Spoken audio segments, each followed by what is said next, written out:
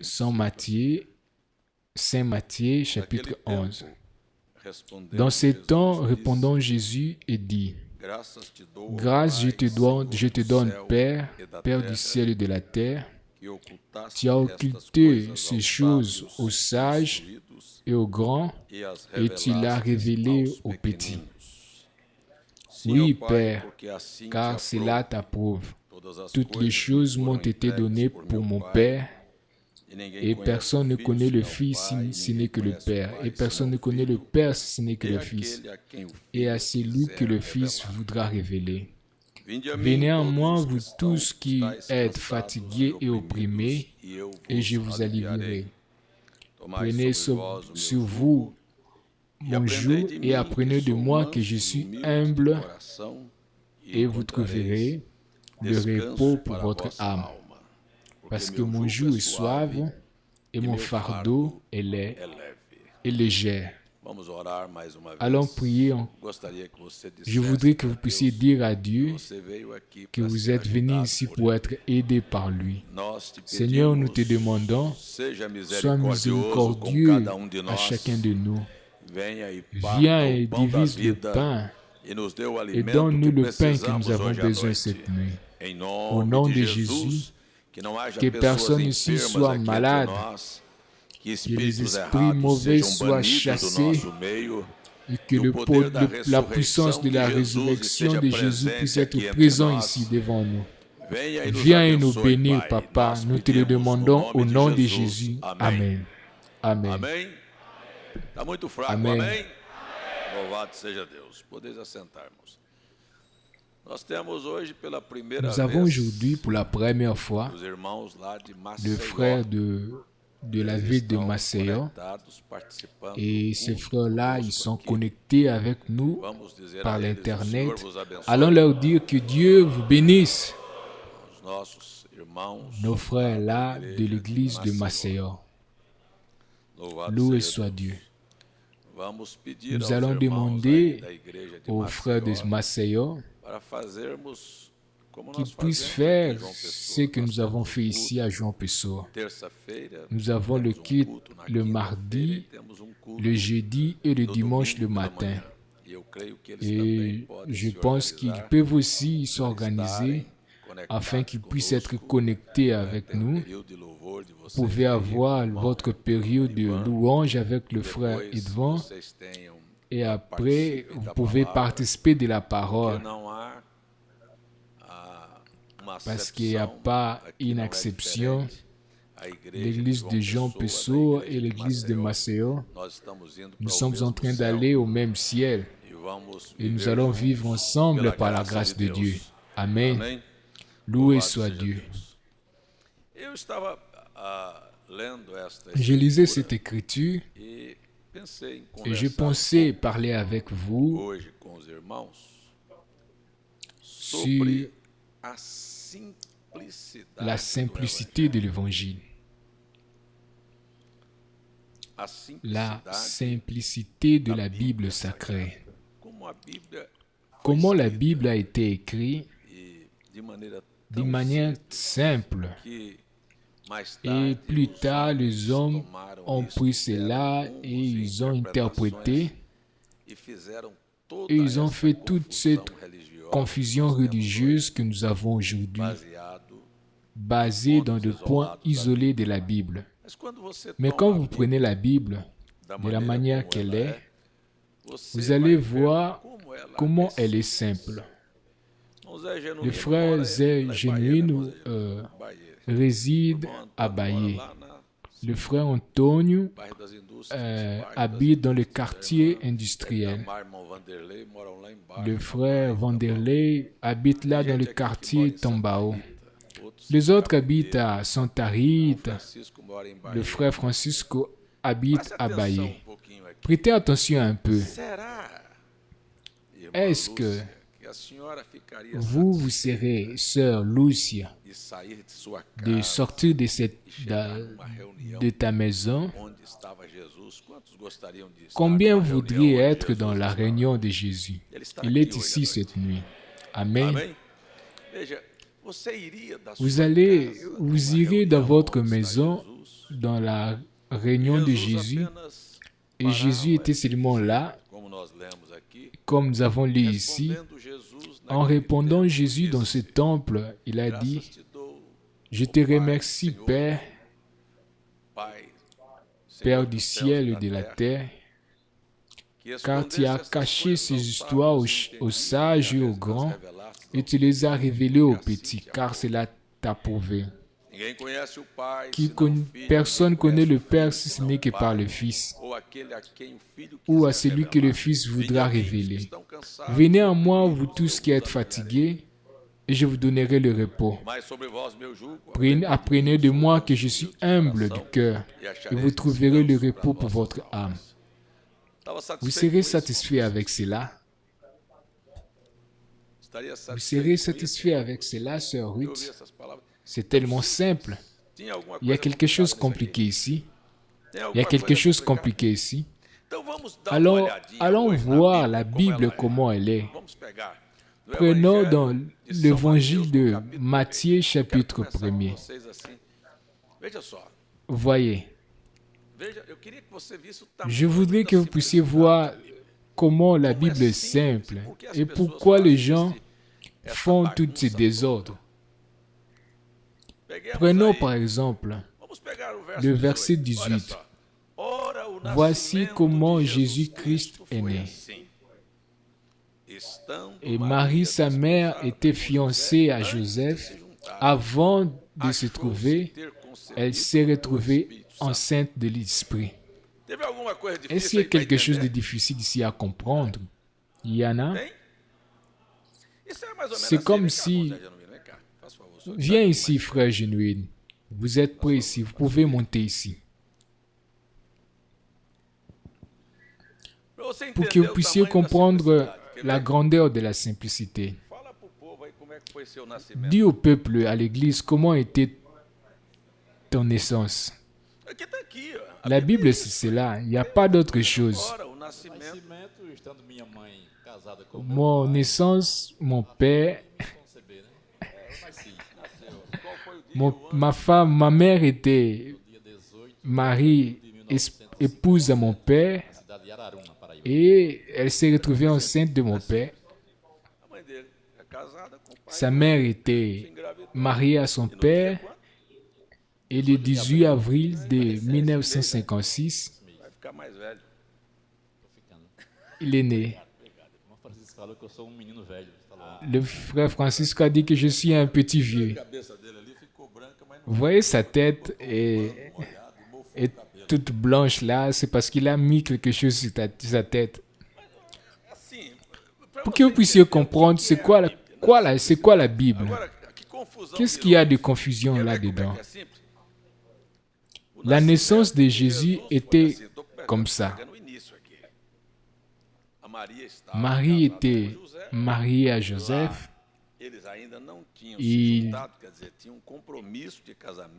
Joseph ne la connaissait pas encore. Et ils étaient des fiançailles. On peut dire que quand Marie était fiancée à Joseph, elle s'est retrouvée enceinte du Saint-Esprit. Voyez, si vous prenez l'évangile de Luc, quand il parle de cet fait historique, que l'ange Gabriel a été envoyé dans une ville, à une vierge, dans la ville de Nazareth, dont le nom s'appelait Marie. Et il lui a dit qu'elle a été choisie pour accomplir toutes les prophéties que le prophète avait parlé du Messie. Elle a été choisie. Elle s'est étonnée. Elle a ouvert ses yeux. Elle a dit, comment ça peut être moi? Parce qu'elle savait que pour qu'une femme puisse avoir un homme, il doit connaître un homme. Elle a dit, je ne connais pas d'homme. L'ange lui a dit, la vertu du Saint-Esprit viendra sur toi. Et le Fils qui sera né de toi, il s'appellera le Fils du Haut. Je suis en train de tenter de vous montrer la simplicité de la Bible. Alors, c'est de cette manière que Jésus est né.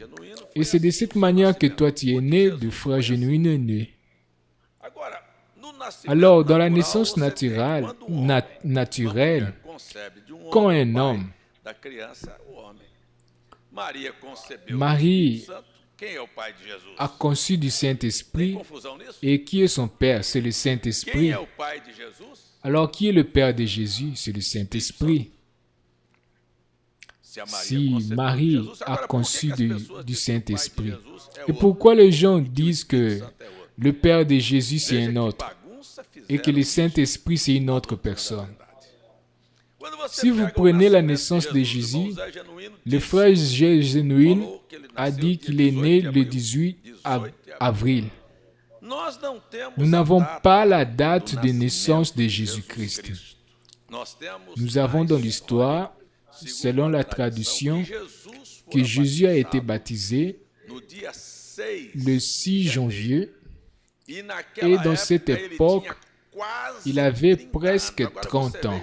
Alors vous allez voir comment les gens mentent sur ce sujet. Si le 6 janvier, il avait presque 30 ans, et le 25 décembre, il avait combien? S'il est né le 25 décembre, le 6 janvier, c'est combien de jours? Il y a 12 jours de quart. Alors, la Bible allait dire quand Jésus a complété 30 ans. Mais la Bible a dit quand il avait presque 30 ans. Je suis déjà allé plusieurs fois à Belém. Le frère Zé Genuine était là. Et la dernière fois que nous étions allés, nous avons amené avec nous un guitare. Et pendant le mois de mars, c'était tellement froid, que les gens étaient en train de trembler. Et Marquinhos, il a oublié le guitare que nous avons amené là. Parce que c'était tellement froid. En décembre, les montagnes sont remplies de... Et pendant ce temps-là, les pasteurs ne sont pas là pour s'occuper de brebis. Mais la naissance de Jésus était comme ça. Le Saint-Esprit est venu à Marie et il est né. Comme moi je suis né en Goiás, lui il est né à Nazareth. Vous êtes né dans votre lieu. Et là commence la vie. Quand la Bible parle de la naissance de Jésus, je parle de l'évangile de Matthieu, et il parle que les mages sont venus de l'Orient en suivant une étoile, et le roi Hérode s'est perturbé car les mages ont annoncé où est né le roi des Juifs. Alors, dans quel lieu devrait naître le Christ? Alors, les mages sont allés à Belém et ils n'ont pas rentré dans le même lieu car l'ange les a dit de ne pas faire cela. Ça, c'est l'histoire de la manière dont la Bible parle de cela. Et après, vous allez voir que l'ange Gabriel qui a visité Marie est allé visiter Anne. Et là, de là est venu un garçon du fils d'un sacerdote qui s'appelait Zacharie. Et après, vous allez voir que ce garçon, c'était un prophète de Christ, du Seigneur, et il est venu avant le Christ. Il a commencé d'une manière tellement mystérieuse, sans aucun problème. L'homme s'habillait de peau des animaux. Il mangeait des insectes. Est-ce qu'il y a quelque chose de compliqué ici à comprendre? L'homme avait un message dur. Les gens venaient à lui. Vous comprenez? Les gens commençaient à venir à lui. Et il disait, qui vous a appris à fuir la colère de Dieu? En d'autres termes, les gens voudraient venir s'agrouper à lui. Vous allez voir que c'est comme si je dis, ça ne sert à rien d'être membre de tabernacle. Ça ne sert à rien de venir s'agrouper à moi. C'est nécessaire que nous puissions produire les fruits dignes de repentance. C'est ça la repentance. Pourquoi? Parce que la repentance, c'est l'abandon des choses vieilles. Ce n'est pas changer de l'église. Les gens sortent de l'église catholique pour aller dans les églises de réveil, mais la vie continue de la même manière. Alors il n'y a pas eu la repentance. Jean n'a pas accepté cela. Pourquoi vous êtes venus à moi? Produisez le fruit digne de la repentance. Alors le roi avec son épouse sont allés dans la rivière de Jourdain. Et ils ont pensé que Jean allait les traiter d'une manière. Et Jean a dit, qu'est-ce que vous venez faire ici? Vous voulez salir mon groupe? Vous pensez que je vais... Il a dit, ce n'est pas juste que vous soyez avec la femme de ton frère. Ça, c'était le message. Il a dit, je vais vous dire une chose pour vous. Je parle ici de la simplicité de la parole. Je suis ici, j'ai commencé ce travail. Et je vais vous dire qu'après moi, il y aura un qui viendra que je ne suis pas digne de tirer sa sandale. Il a avec lui la manchette dans la racine des arbres. Et tous les arbres qui ne donnent pas le fruit, il va couper. C'était de cette manière. Et la Bible a dit que la femme d'Hérode, elle est sortie tellement en colère que le jour de l'anniversaire du roi, je vous parle ce qu'est la Bible. Le jour de l'anniversaire du roi, il y a une fête. Est-ce que vous ne savez pas c'est quoi une fête d'anniversaire? Alors la fille d'Hérodias dansait devant le roi. Alors d'une manière on comprend que ses yeux étaient remplis d'adultère. Alors il voulait sortir avec elle. Est-ce que vous ne comprenez pas cela? Et alors, pourquoi un roi? Seulement parce que cette petite fille a dansé, il voulait lui donner la moitié de son royaume. Alors la fille est allée chez sa mère et a dit, demande la tête du prophète Jean dans un plat. Et elle a demandé. Alors là est venue la tête du prophète Jean-Baptiste. Est-ce que je parle quelque chose de compliqué? Vous tous, vous me comprenez? C'est ainsi qu'il est écrit dans ma Bible. Alors la Bible dit, avant que Jean puisse mourir, Jésus est allé à Jean. Prêtez attention. Jésus s'est allé à Jean, il a laissé Nazareth, il est venu jusqu'à Jourdain, et là il est baptisé à Jean. Quand Jean le voit, je ne vois rien de compliqué. Jean lui a regardé, il a dit, c'est moi qui a besoin d'être baptisé par toi. Comment toi tu viens à moi? Et il dit, Jean, on doit accomplir les Écritures. Ce n'était pas seulement lui. Nous tous, nous devons accomplir les Écritures. Pourquoi Jésus est allé être baptisé s'il n'a jamais péché? Pour commencer, il n'était pas né comme nous. Nous sommes nés à travers le sexe. Mais non, lui, il n'était pas un pécheur. Mais pourquoi il devrait se baptiser? Il devrait être baptisé parce qu'il était l'agneau de Dieu qui tue le péché du monde. Un agneau, avant d'être sacrifié, il était lavé. Alors s'il était l'agneau, il devrait être lavé. Il n'a pas brisé les Écritures. Toutes les exigences de la loi, il a accompli cela. Pourquoi Jésus devrait se baptiser s'il n'avait rien pour se répandre? Mais il était là. Mais Jean, il a refusé. Il a dit, c'est moi qui ai besoin d'être baptisé. Il a dit, laisse les Écritures s'accomplir. Je voudrais vous dire à tous, j'aimerais que les Écritures puissent s'accomplir dans ta vie. Non s'accomplir dans ta vie parce que si tu es devenu un homosexuel, un criminel, que les Écritures puissent s'accomplir dans ta vie, car à tous ceux qui ont cru à lui, Dieu les a donné le pouvoir d'être fait le Fils de Dieu. Alors vous allez dans les Écritures, vous dites, je suis un fils de Dieu.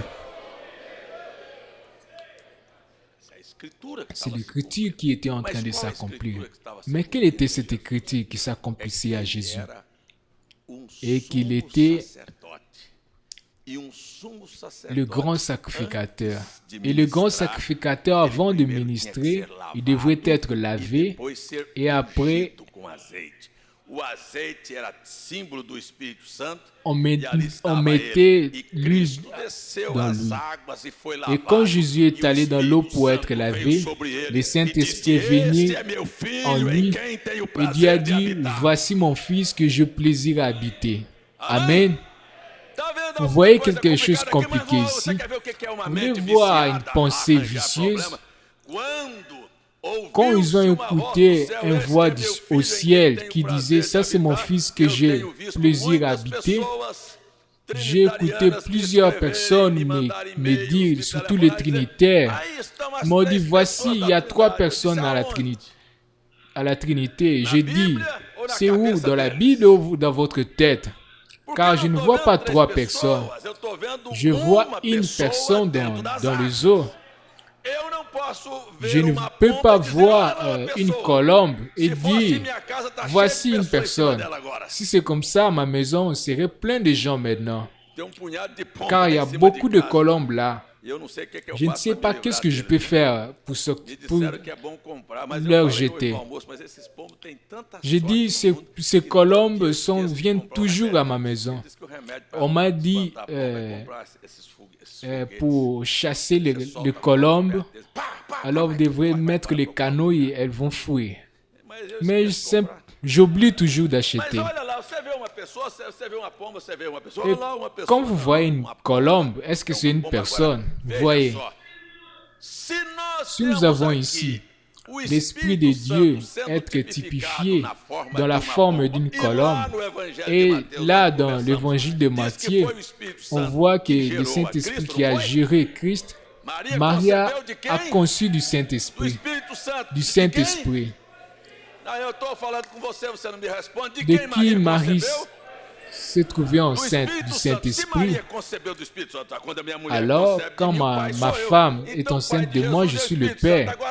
Mais là, c'était maintenant le Saint-Esprit représenté dans la forme d'une colombe, disant, ça c'est mon fils. Ce n'était pas une autre personne. Le propre Père qui lui a donné la vie disait, c'est mon fils.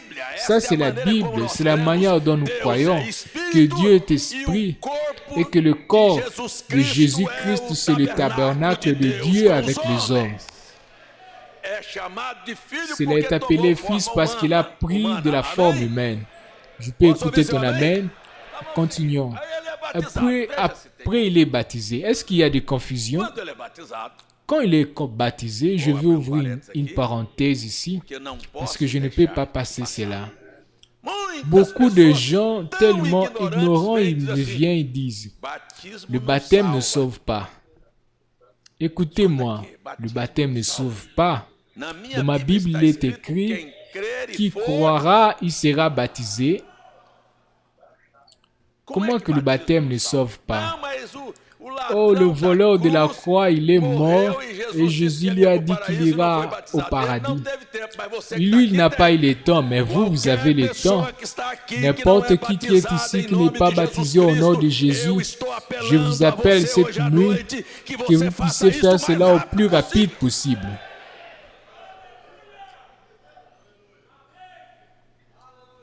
Alors, il a été baptisé. Alors, la Bible dit, après qu'il a été baptisé, il fut guidé par l'Esprit au désert pour être tenté.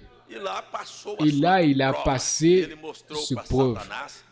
Il a montré au diable de quelle matière il a été fait. Je vais dire cela dans toute la simplicité. Quand le diable est venu lui montrer la chose la plus importante pour le juif qui était le pain, il lui a dit, il y a quelque chose de plus important que le pain. Non seulement du pain vivra l'homme, mais de toute la parole qui sort de la bouche de Dieu. Ça, c'est ce que nous avons besoin. Tout va passer, vous allez passer, toutes ces nourritures vont passer, mais la parole de Dieu sera pour toujours. Les cieux et la terre passeront, mais mes paroles ne passeront point, dit le Seigneur. Loué soit le nom du Seigneur. Et Jésus savait ce qui était important. C'est pour cela la religion de notre jour, qui ne fait que donner aux gens les opportunités matérielles, de changer les voitures, des solutions de problèmes. Ça, ce n'est pas la religion de la Bible. La religion de la Bible remplit ton ventre du pain célestiel, céleste. Jésus a dit, je suis le vrai pain qui est descendu du ciel. Loué soit le nom du Seigneur. Alors voyez, la chose était simple. Après Jésus qui a été baptisé, il a commencé à faire le miracle. Il est ici cette nuit. Et je sais qu'il peut faire le miracle. Il a commencé d'une manière simple. Il n'y avait pas de complications. Quand vous allez voir Jésus, venez dans mon réunion pendant 7 jours, faites des promesses pendant 7 jours, faites des défis à Dieu, combien vous allez donner de l'offrande pour recevoir de la bénédiction. Vous avez vu Jésus faire cela? Ce n'est pas dans la Bible. Ça, ce n'est pas Jésus que je crois. Les gens sont en train d'être trompés par un autre Jésus. Mais Jésus n'a pas fait cela. Jésus, pour faire le miracle, n'avait seulement besoin d'une chose. Que celui qui en avait besoin, qui puisse venir à lui en cherchant la solution. Lui, il est l'unique espoir. Je vais dire l'unique, le premier et le dernier. Lui, il est la réponse dans toutes les nécessités. Alors la Bible a dit, il passait, il a trouvé 10 lépreux, ils lui ont demandé, il a guéri. Le paralytique, il était là, un homme, une femme qui avait un fils rempli de démons. Alors il est sorti faire cela. La Bible relate que Jésus allait de village en village. Je vais vous demander une chose. Pourquoi Jésus a dû multiplier ou transformer de l'eau en vin? Pourquoi Jésus a voulu faire cela? Est-ce qu'il y a un mystère dans cela? Non. Il était dans une fête de mariage et l'homme là, il n'avait plus du vin. Alors il a eu pitié de cet homme. Il a dit, mettez de l'eau ici et puis il a transformé cela en vin. Il pouvait faire cela comme Élisée avait fait, mais là, la nécessité, c'était du vin. Je vais vous dire que Jésus arrive là où vous avez besoin. Dieu ne veut pas vous voir dans la honte. Il est une main qui peut toujours t'aider dans tous tes moments d'angoisse. Ça, c'est Jésus que je vous prêche. C'est Jésus qui est prêt pour t'aider.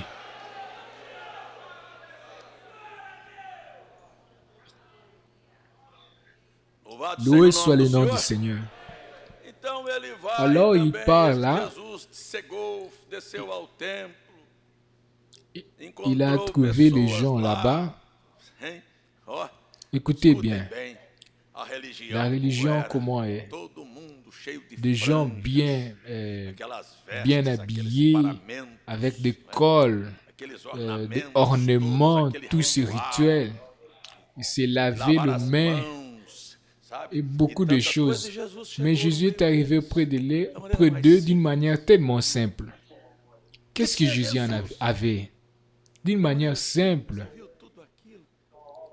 Il a commencé à regarder et ils ont dit, pourquoi tes disciples mangent sans laver les mains? Il dit, ce qui contamine, ce n'est pas ce qui entre dans la bouche, mais c'est ce qui sort de ta bouche. Ces prédications, cela a été étudié ici. Alors prêtez attention. Ou quel est le lieu qu'il a compliqué quelque chose?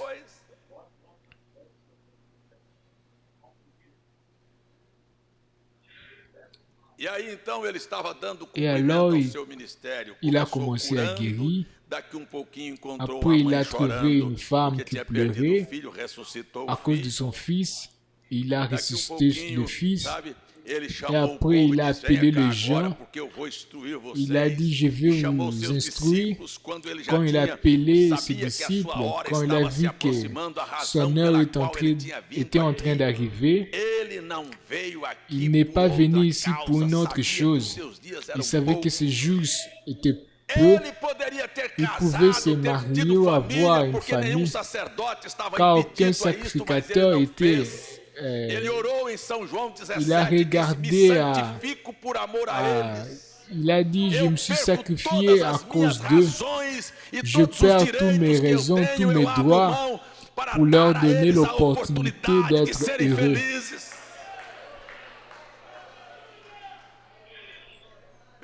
Béni soit le nom du Seigneur. Voyez?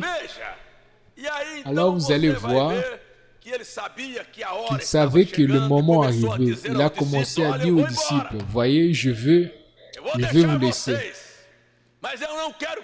Mais je veux que vous puissiez pas se perturber. Ne se perturbez pas. Alors les disciples étaient là. Il a dit, là où je pars, vous ne pouvez pas aller. Il a dit, les disciples ont demandé où tu vas. Il a dit, vous ne savez pas que je suis le chemin.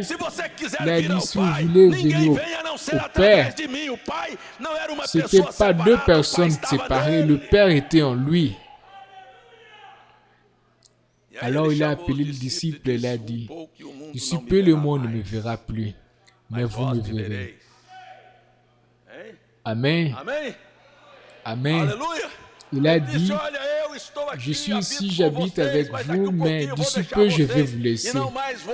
Je ne serai plus avec vous, mais je vais habiter en vous. Et là où vous serez, moi je serai là avec vous. Ça, c'est ce qu'un chrétien doit savoir. Jésus n'est pas seulement avec moi, mais il est en moi, ou n'importe où je serai. Loué soit le nom du Seigneur. Et alors, il envoie les disciples préparer un lieu pour qu'ils puissent avoir la dernière Sainte Seine avec eux. La Pâque. Après, il a pris le pain. Il a dit, regarde ce qui va arriver avec moi. Ça, c'est ma chair que je vais donner au monde et le sang que je vais donner pour votre vie. Il est mort. Ses disciples se sont éparpillés. Il a affronté seul le défi. C'est pour cela qu'il a dit, la Bible dit qu'il a piétiné la colère de Dieu. Où était Pierre? Où était Jean ou Jacques? Où ils étaient? Ils ont tous couru. Vous pensez à vous, vous pensez à eux, je suis en train de parler de vous. Vous ne supportez pas un peu de difficulté. Et là, ils ont tous fui. Et les scandales, s'il y avait une télévision ou un journal, on pouvait écrire un faux rabbin, un faux maître, un faux prophète. Il s'est levé Voyez ce qui est arrivé. Voyez la grandeur du scandale. Son trésorier lui a vendu. Ses disciples, où sont-ils? Ils ont tous disparu.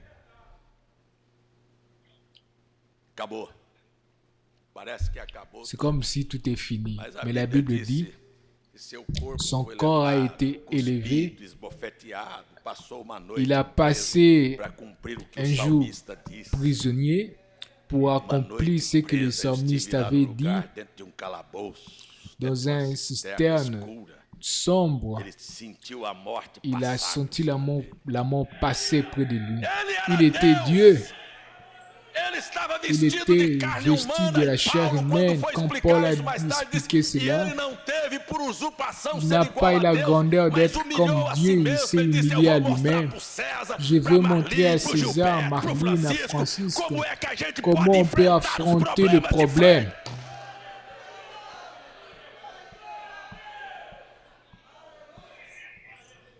Que si les pressions peuvent venir sur vous, vous pouvez penser que c'est la fin, c'est la mort. Il a passé par toutes ces choses, mais il était là firme. Il a été amené devant Pilate ou devant Hérode. Il a dit, tu es vraiment le roi des Juifs. Il pouvait parler ou non? Il pouvait dire, bon, ils ne comprennent pas. Je ne prêche pas un royaume ou une division. Mais il n'a rien dit. On l'a demandé, tu es le roi des Juifs? Il a dit, vous l'avez dit.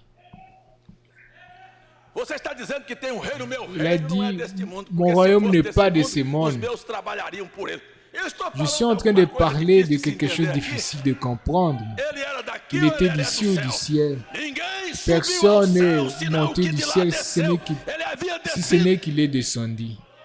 Lui, il était descendu. Et personne ne va monter s'il n'est pas venu de là. La vérité, c'est ça. Si vous n'êtes pas dans l'éternité, dans la pensée de Dieu, dans le livre de la rédemption, comment vous allez rentrer là-bas? Vous ne pouvez pas rentrer de l'endroit où vous n'êtes pas venu. Si vous êtes venu de Dieu, vous allez rentrer à Dieu.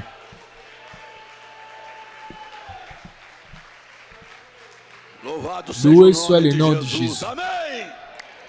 Vous voyez, le prophète Branham a prêché Dieu qui se révèle et se démontre dans la simplicité. Il était devant Pilate. Il a pris la croix, il l'a amené, il a été crucifié. Il est mort. Ils ont pris le corps, ils ont mis là dans une sépulture. Il n'y a pas d'interprétation. Et la Bible dit que son esprit a été envoyé dans les prisons de l'enfer. Et il est allé là pour prêcher aux esprits qui ont été prisonniers, qui étaient rebelles depuis le temps de Noé. Est-ce qu'il y a quelque chose? Quand le corps était dans la sépulture, il a fait un voyage dans la région de perdus. Et quand il est allé là-bas, il avait un objectif pour leur dire qu'il lui, il était l'arche que Noé avait construit et qu'il était le Messie dont tous les prophètes ont prophétisé. Qu'il lui, il était l'agneau qui était mort pour tous les sacerdotes. Mais ils ont rejeté tout cela. Alors il descend encore. Prenez Apocalypse. Il prend le clé de la mort, de la sépulture et de l'enfer. Et après le troisième jour, la porte s'ouvre. Ne cherchez pas le vivant entre les morts. Il n'est pas ici. Il est ressuscité.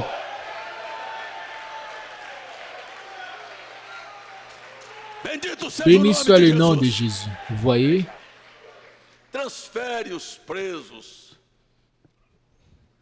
Il a transféré le prisonnier dans un autre endroit.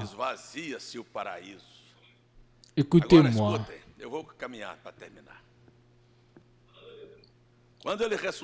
Quand il a ressuscité après sa résurrection, il a commencé à marcher avec les disciples. Vous savez pourquoi les gens ne connaissent pas Jésus? Parce qu'ils ne peuvent pas comprendre les Écritures. C'était tellement simple que 2 de ses disciples allaient dans le chemin de Maüs. C'est comme si vous ne savez pas ce qui est arrivé à Jérusalem. Il faisait du compte qu'il ne savait pas. Il a dit, Jésus le Nazaréen, nous avons pensé qu'il était celui qui est venu pour Israël, mais c'était déjà le 3e jour. Depuis qu'il est mort, en vérité, même certaines femmes qui sont avec nous nous ont dit qu'il est ressuscité, mais eux, ils ne croyaient pas. Combien ici croient qu'il est ressuscité?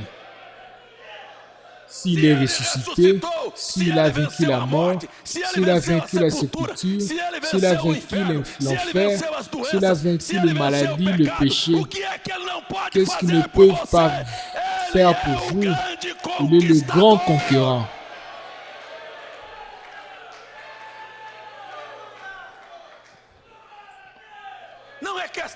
Ce n'est pas la question qu'il va vaincre. Il a déjà vaincu. Il a vaincu. Il a vaincu. Il a vaincu pour toi. Il a vaincu à ton lieu.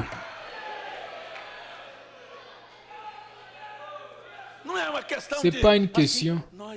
Nous sommes un peuple. Nous sommes plus que vainqueurs. Parce qu'il a vaincu. Est-ce que vous pouvez dire cela? Il a vaincu à mon lieu. Il a vaincu à ma place.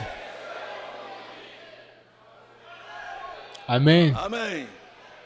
Amém. Après, il sort. Regardez ce que dit la Bible. Il a commencé depuis le prophète, en citant les Écritures après les Écritures, comme je suis en train de parler cette nuit. Après, il les a dit que vous n'arrivez pas à croire aux Écritures. Qu'est-ce qui manque pour que vous puissiez voir que Jésus est ressuscité? Dites-moi, quelles complications vous avez? Il n'y a pas de complications ici. Que Dieu puisse faire les choses, c'est tellement simple. Vous savez, le prophète de Dieu a dit, recevoir des choses grandes, c'est tellement simple comme recevoir des choses simples. Quelle différence il y en a?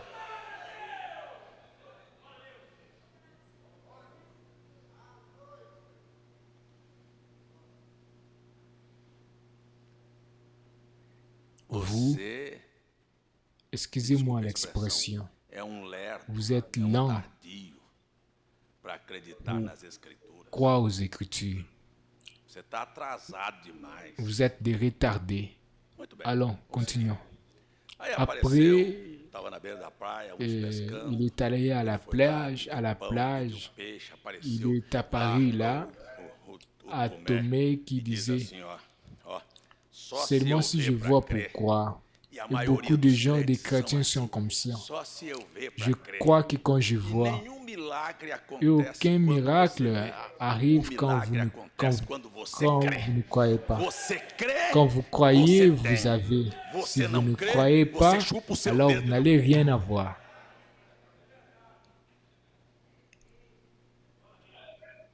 Oh, je veux voir, vous n'allez rien voir. Parce que la Bible dit au contraire, la foi, c'est la firme. C'est ce que vous n'avez pas. Il n'y avait rien. Et Jésus a fait tout apparaître. Il est venu de rien. Peu importe la condition. Qu'est-ce que vous avez besoin? Vous pouvez avoir rien. C'est à n'importe quoi que vous puissiez en avoir ou non. Je veux vous dire que Dieu peut, que Dieu a, que Dieu fait, que Dieu change.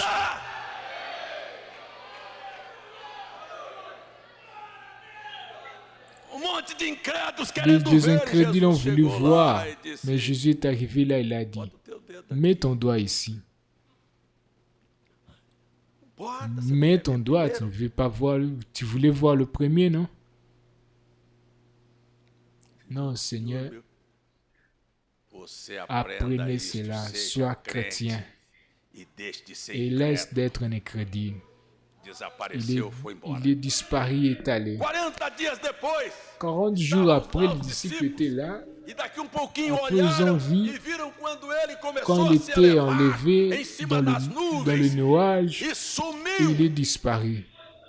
Et 2 anges sont apparus. Pourquoi vous regardez le ciel? Qu'est-ce qu'il y a de l'admiration? C'est Jésus que vous avez vu monter. Un de ces jours, il va descendre. De la manière dont il est monté, Amen. Je crois qu'il viendra dans le nuage. Je crois qu'il va nous appeler, nous allons répondre. Vous dites comment ça sera? Je n'ai rien à voir avec ça. Je parle des choses simples. Si c'était pour expliquer, j'allais dire, on va souffrir une métamorphose. Ce corps va être... va passer par une décomposition de poids. Je dois avoir un poids 0 pour ne plus graviter. Je ne sais pas. Je n'ai rien expliqué. J'ai expliqué qu'un de ces jours, comme la Bible le dit, qu'un de ces jours, il viendra sur nous. Il va nous appeler. Comment qu'il est monté? De la manière dont il est monté, je vais monter. Il y a une puissance qui lui a fait monter et cette même puissance va me faire monter. Et cette puissance qui a créé toutes les choses, c'est cette même puissance qui te maintient ici à la terre. C'est cette puissance qui est en train de dominer toutes choses. C'est cette puissance qui a tout planégé. Comment cela ça va s'arriver? Mais l'heure où cela va s'accomplir, cette puissance va te mettre là. Il n'y a pas d'explication. Alors je vais expliquer.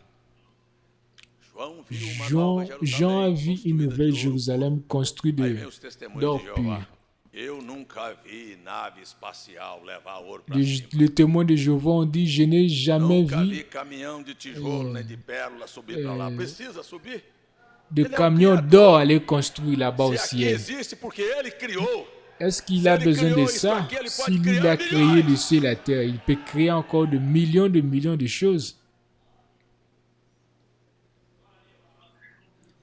Loué soit le nom de Jésus.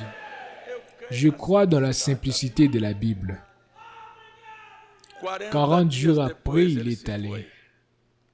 10 jours après, il est rentré. Pourquoi il est rentré? Parce qu'il a dit, je ne vais pas vous laisser comme des orphelins. Je pars et je rentre à vous. Mais ce n'était pas la troisième personne. Il a dit, je pars et je rentre pour vous. Le monde ne me verra pas, mais vous me verrez. Car je serai avec vous jusqu'à la fin du monde.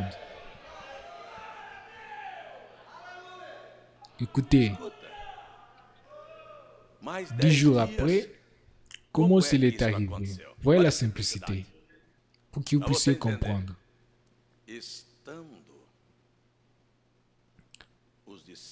Étant les disciples, et les disciples avaient peur des Juifs, et Jésus les a dit de s'asseoir. Ils étaient assis, une multitude de 120 personnes. Ils étaient assis. Ils n'étaient pas prêtés attention, car ceci est appelé le jour de Pentecôte.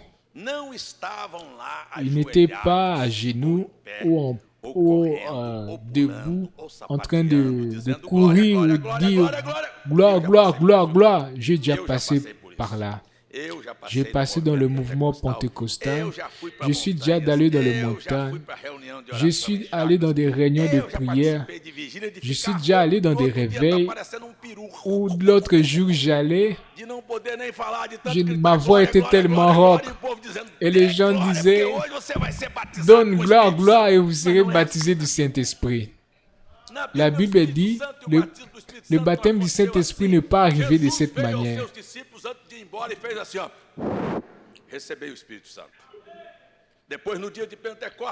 Ils étaient assis le jour de Pentecôte. Le vent est venu.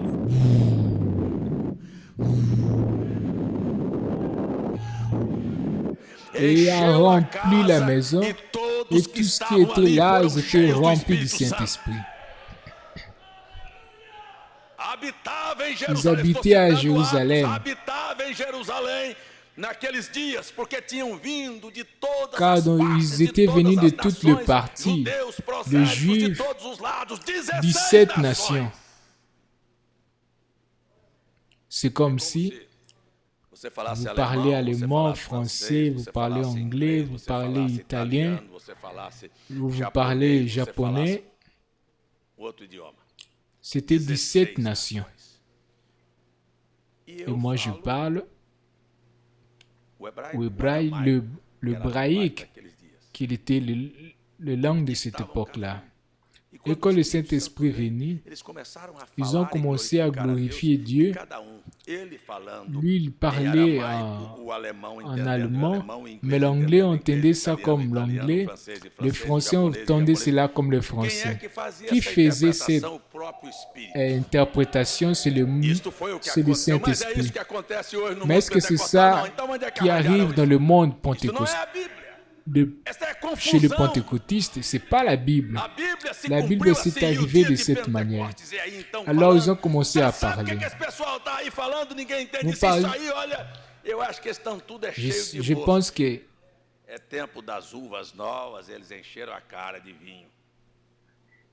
ils sont tous... et Pierre s'est levé, il s'est mis debout avec les autres disciples, 10. Ils étaient 11, car Jude était déjà parti. Pierre et les autres apôtres, ils ont dit, ce n'est pas ce que vous êtes en train de penser. Ça, c'est l'accomplissement de la prophétie de Joël. Car Dieu a dit qu'il va donner son esprit dans le dernier jour dans toute la chair. Alors Pierre a commencé, comme j'ai commencé, vous n'avez pas pu voir qui il était, vous l'avez amené à la croix, mais Dieu lui a ressuscité.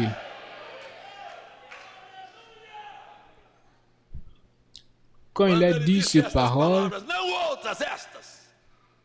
la multitude, 3000 personnes, ils ont demandé à Pierre, je voudrais que tout le monde puisse me demander, qu'est-ce que nous ferons? Nous avons ici peut-être 300 ou 400 personnes. Là, c'était 3000. Qu'est-ce que nous ferons? Qu'est-ce que nous ferons, les hommes? Et Pierre s'est levé, il a dit, la même chose que Jean a fait. Pierre n'a pas dit, venez et soyez un de nous. Nous ne sommes pas intéressés en faire le membre des églises. Non, nous sommes ici intéressés à accueillir les enfants de Dieu. Ceux qui veulent se repentir. Mais personne ne sait c'est quoi la repentance. Je vais vous dire ceci. Celui qui fumait ne fume pas. Celui qui est prostitué ne puisse pas le faire. Celui qui voulait ne le fait pas. C'est ça la repentance. J'étais mauvais, maintenant c'est fini. J'ai marché dans cette direction, maintenant je pars dans une autre direction.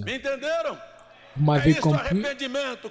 Ceux qui disent qu'il y avait des habits sales, qui puissent laisser cela. Celui qui traitait mal sa femme puisse arrêter avec cela. Produisez les fruits dignes de la repentance. Qu'est-ce que nous allons faire? Pierre a dit, arrepentez-vous. Ne soyez pas le membre de ce tabernacle. Repentez-vous. et que chacun de vous soit baptisé au nom de Jésus-Christ. Est-ce que ça, c'est quelque chose de compliqué?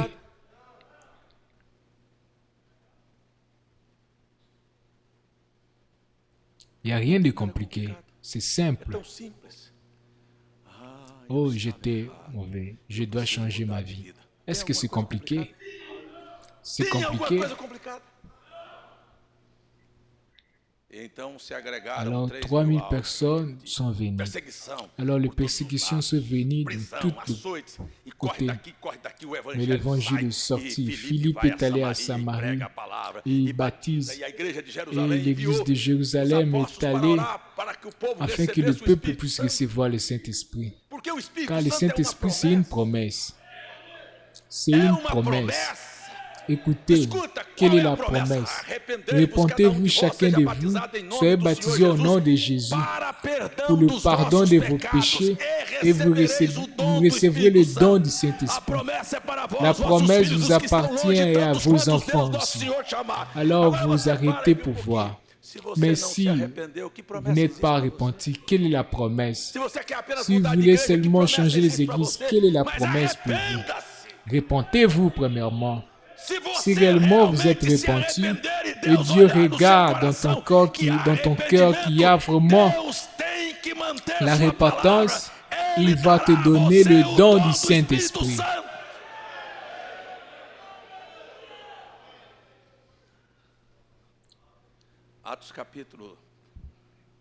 Actes chapitre 10, dans la maison de Corneille, un homme sincère, Pierre est allé là. Dieu a envoyé un ange pour faire ce travail. Je vais terminer. Et l'église était là en Jérusalem jusqu'à ce qu'un homme appelé Stephen, il s'est mis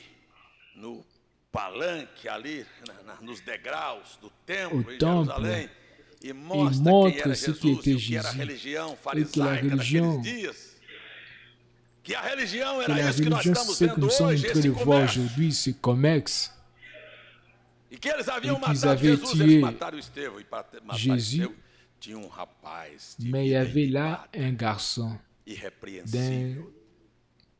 était témoin, un pharisien de pharisiens appelé Saul. Ils ont tué le Messie.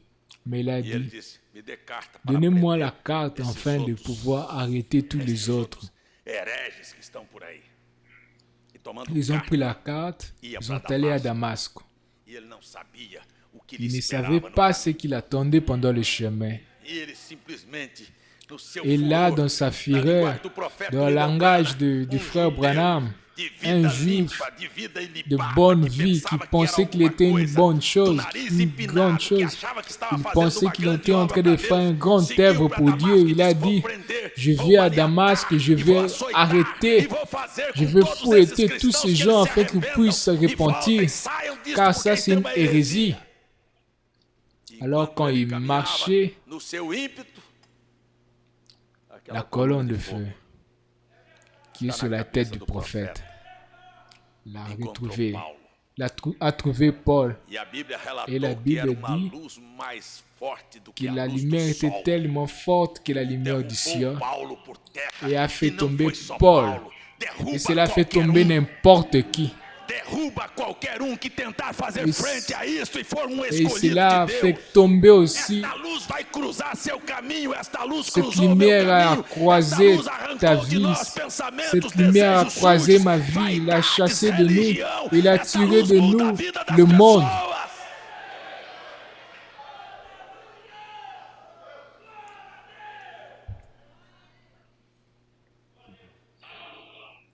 Paul, pourquoi tu me persécutes? Et lui, il ne persécutait pas Jésus, il persécutait les chrétiens. Mais celui qui persécute le croyant, il persécute Jésus. Il a dit, je vais vous montrer que c'est dur d'être contre moi. Mais vous pouvez être sûr d'une chose. Vous êtes un des élus. Je vais te montrer combien vous allez souffrir pour mon nom. Est-ce qu'il y a quelque chose de compliqué? L'homme s'est converti.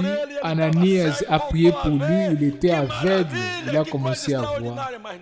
Mais personne n'a cru à sa conversion. Personne n'a cru. Je vais terminer.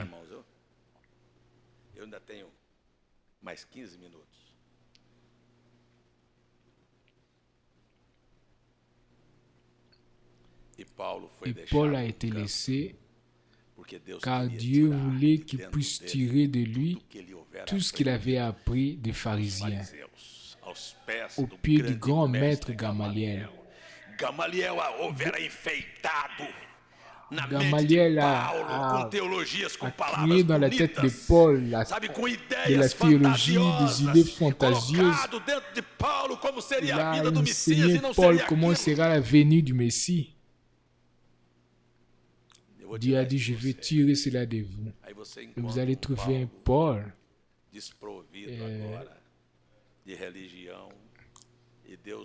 Dieu lui a appelé dans le désert d'Arabie et pour 3 ans et 6 mois, il a fait un cours de théologie. C'était ou non? Non? Non, il a étudié herméneutique. Il a appris comment arranger le col, comment parler, comment mettre la voix. Il a appris à utiliser S ou R. Viens, Paul. Il lui a appelé au désert pendant 3 mois et 6 mois. Et Dieu a tiré de lui tous ses bagages. Et il a mis en lui une chose appelée la révélation de Jésus-Christ. Ce n'est pas la religion de religion, mais c'est quelque chose qui était à l'intérieur de lui. Il était tellement convaincu, il a dit, ce n'est plus moi qui vis, c'est Christ qui vit en moi, je peux le sentir, je peux le voir, je peux comprendre ces mystères.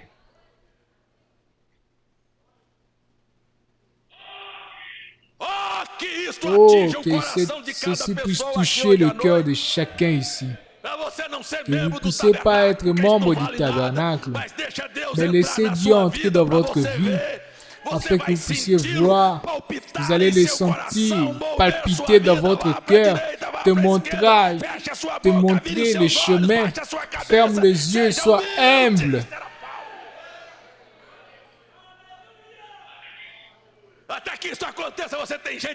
Mais afin que cela puisse arriver, vous voyez, il y a des gens orgueilleux, des gens qui aiment beaucoup discuter.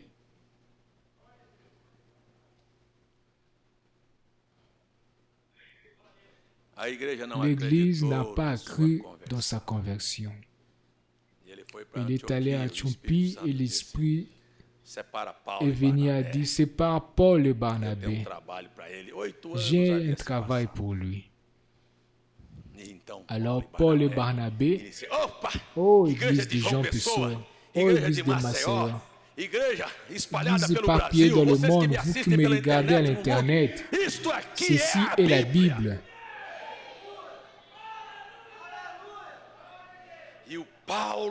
Et Paul et Barnabé, ils ont commencé leur voyage missionnaire de cité en cité, de ville en ville. Et des fois, on les jetait de pierres, ou des fois, ils étaient emprisonnés de ville en ville. Ils ont évangélisé, ils ont rentré à l'église. On les a regardés. Il a dit, ça fait 3 ans et 6 mois que je suis encore dans ce chemin. Mais il y a beaucoup qui ne connaissent pas encore la foi. Qu'est-ce que Paul était en train de dire? Il était en train de dire d'un groupe de chrétiens tièdes, peut-être que ce soit des gens de João Pessoa ou de l'autre côté, et que ta famille, tes amis du travail sont en train de mourir et toi tu es là, tu ne fais rien. Et Paul était là. Il a dit, il y a encore beaucoup qui ne connaissent pas la foi. Je vous dis, c'est pour votre honte.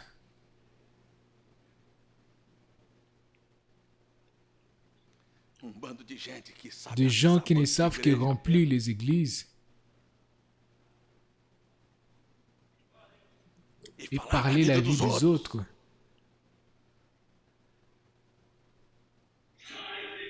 Et vous appelez cela de l'église, de l'épouse.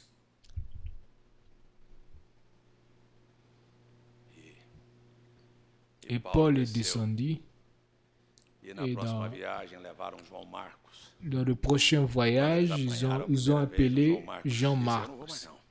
Il a dit, bon, je ne pars plus. Et dans le prochain voyage, Barnabé a dit, allons emmener Jean-Marc. Il a dit, je ne vais pas. Je veux les gens qui ont le courage d'affronter les choses. Si c'est pour aller aux prisons, ils passent. Si c'est pour avoir faim, ils ont. Je veux voir des gens qui sont disponibles. Alors Barnabé a dit, je pars ici avec mon neveu. Et Paul a pris Silas, ils sont partis. Et quand il est arrivé à Philippe, pendant sa campagne, 3 jours, une femme a rempli la patience de Paul. Un démon parlait. Elle disait, voici 2 serviteurs de Dieu très hauts. Et Paul, le 3e jour, il a dit, sors de cette femme. Je n'ai pas besoin de ton éloge.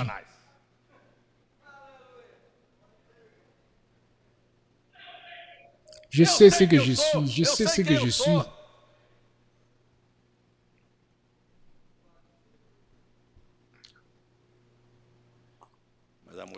Mais à la femme, ils ont pris Paul et Silas, ils ont été battus. Ils les ont mis dans un tronc. J'aimerais vraiment parler sur la simplicité de la Bible. Il y a quelque chose de compliqué ici. De prison. Il y a quelque chose à compliquer ici. Et après, quand Paul et Silas, c'était presque la nuit, Paul a regardé, il a dit, « Oh mon Dieu, je pouvais être là dans le palais avec Gamaliel, avec le prince. » Quand il pensait cela, un rat est passé près de lui.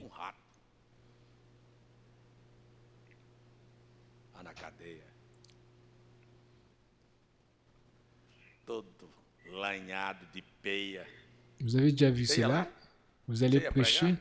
Vous allez être chrétien dans cette époque-là? Et moi, je ne supporte pas. Je ne sais pas comment on appelle ça. Bullying. De provocation à l'école. Oh, ils vont me provoquer. Je suis arrivé au collège. Et une petite fille m'a dit, j'étais de l'Assemblée de Dieu, j'étudiais, mais tu n'imagines pas comment j'étais critiqué parce que j'utilise le jupe. J'ai dit, mes filles aussi utilisent le jupe, mais les gens ne l'ont jamais critiqué. Il y a un autre qui m'a dit, parce que je souffre de provocation. Quelle provocation?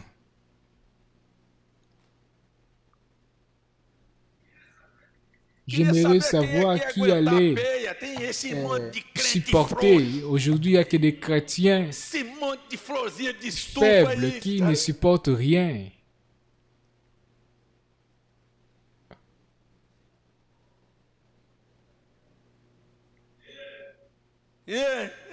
Eu sei, aí, pai, o Silas falou, Paulo, eu acho que o Barnabé tinha razão, o João Marcos. Paul pouvait dire, bon, je pense que Barnabé et Jean-Marc avaient raison. Est-ce que ce n'était pas la manque de la sagesse pour chasser ces démons-là? Tu pouvais rester calme. Rien du tout. Cela n'était pas là. Ils étaient heureux, ils chantaient. Je veux seulement vous dire que les problèmes ne limitent dans ton chemin. Lève ta tête et chante. Dieu est avec nous. Dieu a promis, ça c'est rien du tout. Dieu a un propos dans tout. Et quand ils étaient là, un tremblement de terre a commencé. C'est quoi comme ça? C'est comme si le cadenas tremblait. Et un petit peu, le prison est tombé. Ça, c'est le Dieu de la Bible. Quand vous pensez que vous êtes fermé, que le problème t'entoure, lui, il est encore capable. Il ouvre le cadenas. Ça, c'est le Dieu qui a vaincu l'enfer et la sépulture. Il peut changer toutes choses dans ton chemin.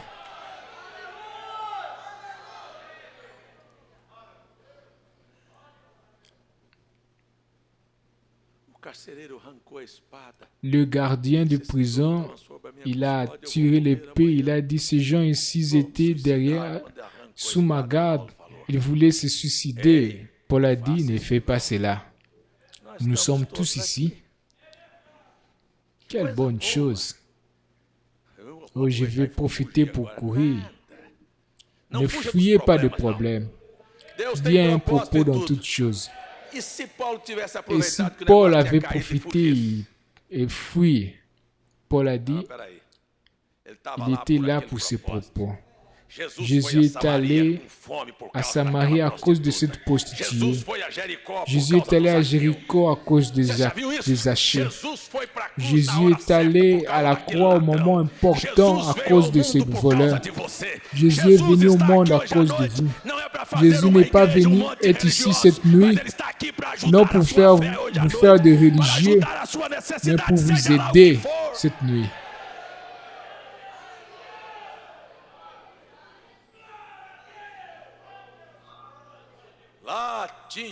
Là, il y avait un lit. Peut-être vous ne comprenez pas. C'est ça mon histoire.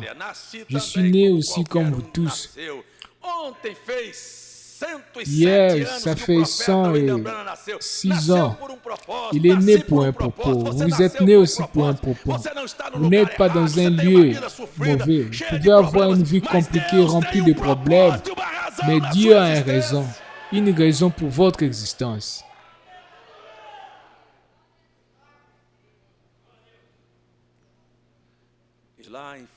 Et là, Philippe, quand le gardien voulait se suicider, il a dit, arrête.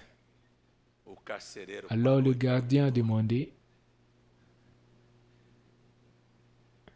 que dois-je faire pour être sauvé? Seigneur, qu'est-ce que je dois faire pour être sauvé? Le prophète William Branham a dit, si c'était aujourd'hui, qu'est-ce que je dois faire pour être sauvé? Le prêtre va dire, va réciter 10 fois notre Père. Parle avec la Vierge Marie, afin qu'elle puisse prier pour le pécheur. Il n'y a pas de ces choses. Il a dit, Paul a dit, si c'était un pentecôtiste, tu ne peux pas couper les cheveux, tu ne peux pas s'habiller, tu ne peux pas fumer, tu ne peux pas se prostituer. Il n'a pas dit qu'est-ce qu'il ne pouvait pas faire. Il a demandé qu'est-ce qu'il pouvait faire pour être sauvé. Ce n'est pas ce que je ne peux pas. C'est comme si un médecin, tu ne peux pas manger ça, tu ne peux pas manger ça, tu ne peux pas manger ça. Qu'est-ce que je peux manger? Il a demandé, c'est quoi? Qu'est-ce que je peux faire pour être sauvé? Et Paul, parce que Paul, si c'était aujourd'hui, vous devrez croire dans les 4 chevaux de l'Apocalypse. Vous devrez croire que l'ange fort qui est descendu et le plan est déjà fini. Non. Vous devrez croire que l'Antichrist va s'élever dans la terre. Cela ne sauve personne. Qu'est-ce que je peux faire pour être sauvé? C'est tellement simple. Paul a dit, crois au Seigneur Jésus, tu seras sauvé toi et toute ta famille.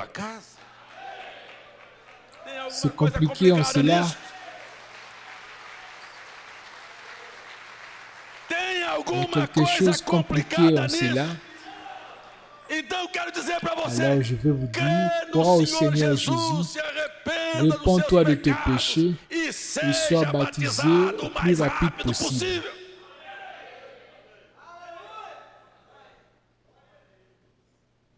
Crois. Il n'y avait pas de complications. Je parlais du salut. J'ai dit que si vous vous repentez et vous êtes baptisé, Dieu te donne le Saint-Esprit. Vous êtes scellés jusqu'au jour de la rédemption. Je peux écouter ton Amen? Ça, c'est si vous vous repentez.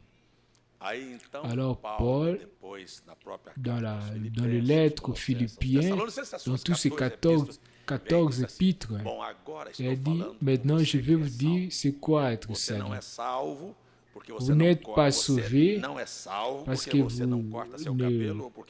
n'habillez pas mal, parce que vous n'êtes pas un homosexuel. Vous n'êtes pas sauvé à cause de cela. Vous êtes sauvé parce que vous avez cru. Si vous avez vraiment cru, c'est parce que vous êtes repenti. Si vous êtes repenti, c'est parce que vous avez pris votre bagage de péché, d'hypocrisie, d'adultère, et vous avez enterré cela. Ça, c'est le baptême. Alors, vous voulez vivre une nouvelle vie. Et si vous voulez vivre une nouvelle vie, je dis aux femmes comme ça. Habillez-vous honnêtement avec pudeur. Non pour être sauvé, mais parce que vous êtes sauvé. Parce que maintenant vous êtes créés pour de bonnes choses. Vous qui mentez, ne mentez plus. Vous qui étiez des patrons qui ne payez pas bien, soyez de bons patrons maintenant. Et vous, le mari qui discutez avec les femmes, traitez votre femme comme Dieu fait l'Église. Et vous, les enfants, respectez les parents. Et vous, les parents, ne provoquez pas la colère sur vos enfants. Et vous, les femmes, traite ton mari comme s'il était le propre Dieu. Ça, c'est ce qui est la Bible. Une chose, c'est le salut. Qu'est-ce que je dois faire? Croire au Seigneur Jésus et se repentir. Et maintenant, comment je dois vivre comme un sauvé? C'est une autre chose. Allons nous mettre debout.